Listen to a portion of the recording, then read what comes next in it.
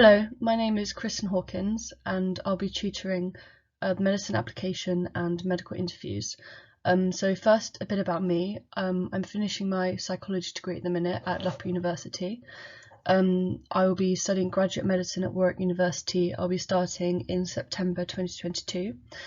I did the application process all within the last year, so I'm very knowledgeable about the process. It's very fresh in my mind. In the UCAT, I achieved 770, which in the 2021 cohort was the top 2%. I received all 4 interviews from my 4 choices. I was given an offer for Queen Mary University London. That was very competitive, so I was quite happy about that one. From Warwick Graduate Medicine, I was waitlisted from Southampton and I have withdrawn from Newcastle because I've decided on Warwick. I'm dyslexic and I found that a particular challenge for aspects of the UCAT and also for preparing for interviews, and I appreciate the added difficulties that you can face. So I think I'll be able to support dyslexic students quite well. I have I've experience from both styles of interviewing. I did panels and MMI myself and I received offers from both of them, so I'll be able to help you with both styles of interviewing. So I prepared quite a lot for my interviews, probably over 100 questions, and I found in my interviews that probably 90% of the questions I was asked I had covered before, which really helps me, I think. Nowadays, interviews really focus on skills and qualities of a doctor and how you demonstrate these skills and qualities. So a lot of preparation involves reflecting on your past experiences to be able to mould them to different questions. I think this takes a lot of thinking, and I can help guide you because sometimes an experience might seem almost irrelevant and you can't see at first how to apply it to a question, but it's definitely possible with some reflection. I also think that mock interviews are highly important because you can prepare for an interview, you can write bullet points, but it's a different scenario trying to say it out loud, and this definitely takes practice. So I think that practicing saying questions out loud in a mock interview is very important. So I want to really adapt my style of tutoring to each student and their university preferences, because a lot of the interview styles and topics that they like to focus on vary a lot interview to interview, university to university. So I will look up a lot about your university, what they're looking for, and we can focus on those to optimize your application. I want to give my students the opportunity to present their own ideas and suggestions first before I put in my own suggestions, because this gives more genuine and unique answers, and we can collaborate on your ideas and some structure to make a good answer for each question. I also, like I said, practice mock interviews. Practicing saying answers out loud is one of the most beneficial ways to prepare, I have found. So one example question that we'll go through today is, what do you think are the key qualities of a doctor? So this might seem simple at first and you might just want to list answers, but you should treat every question as an opportunity to demonstrate, to show the interviewer why you would be a good doctor. So what you want to do for this question is answer a quality, why you think this quality is important, and then link it to some experience you've had where you've either witnessed it or you've demonstrated the quality yourself. Each interview answer should last around 2 minutes. So for this, I'd recommend talking about 2 to 3 different qualities. So take a minute to think about what qualities you think are important in a doctor. Some good examples are communication, teamwork, empathy.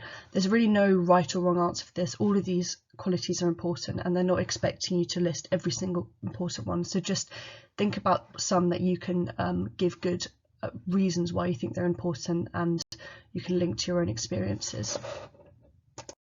So one of the answers I gave for this was I chose communication, and 2 aspects of why it's important is through interactions with the patient. So taking histories requires really good communication. You often have to do really difficult communication situations like breaking bad news to someone, and that you have to really adapt your communication style to be really sensitive.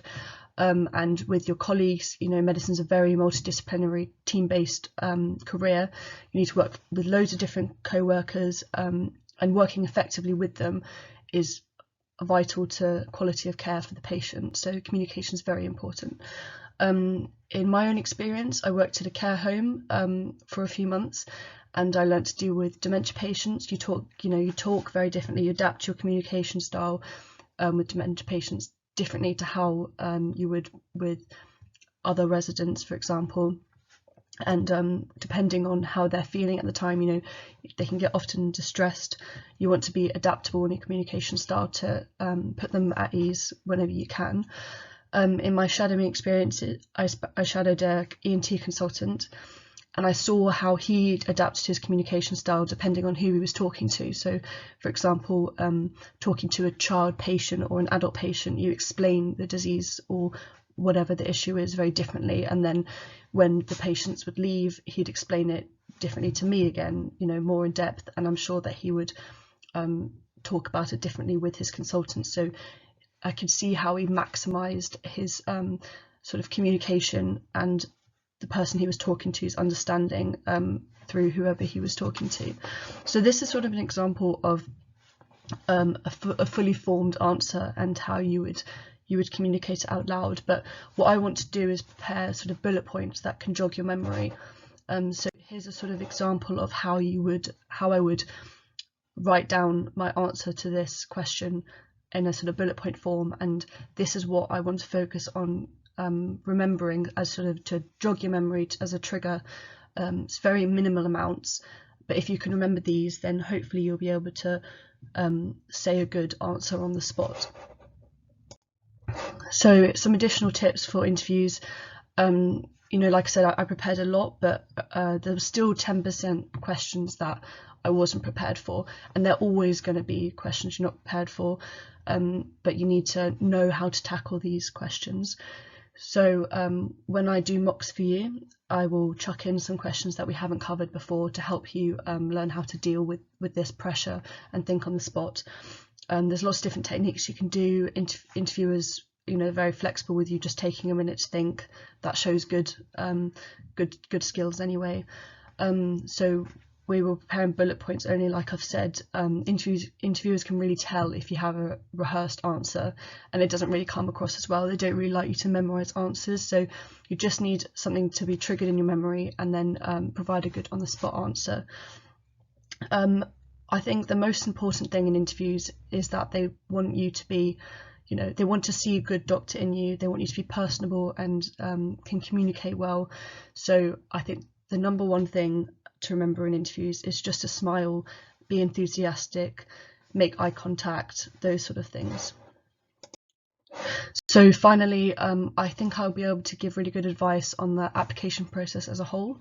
I did it all within a year and after school. In school they often help you a lot, but I did it very independently, so I think I learned a lot through my experience. Some universities in the application require work experience, like a number of hours.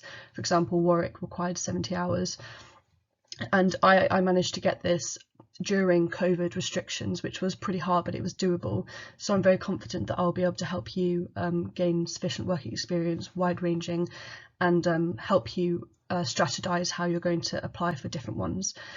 The UCAS application itself is often quite confusing, but like I said, I've done this so recently that I think I'll be able to help with that.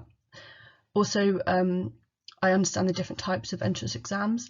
So there's the UCAT, the BMAT, and the GAMSAT. The GAMSAT's only for graduate medical students, and that they really assess different aspects, and they can play to your strengths in different ways. So I think I'll be able to advise you on which one will play to your strengths more. For example, I did the UCAT because the BMAT has a lot of GCSE science, and as I did GCSEs such a long time ago and I only did biology A-level, I didn't think this would play to my strengths as much. But if you're someone who's recently come out of GCSEs then and you really like all three sciences, then this might be the best for you, for example. So that's a sort of taster of what my lessons will be like if you choose me as a tutor for you. I really hope to meet some of you and help you maximise your application and hopefully start your dream of getting into medical school. Thank you.